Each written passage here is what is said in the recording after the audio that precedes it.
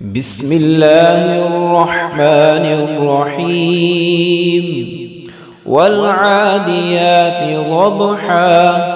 فالموريات قدحا فالمغيرات صبحا فأثرن به نقعا فوسطن به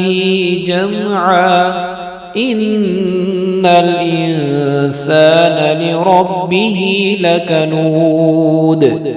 وإنه على ذلك لشهيد وإنه لحب الخير لشديد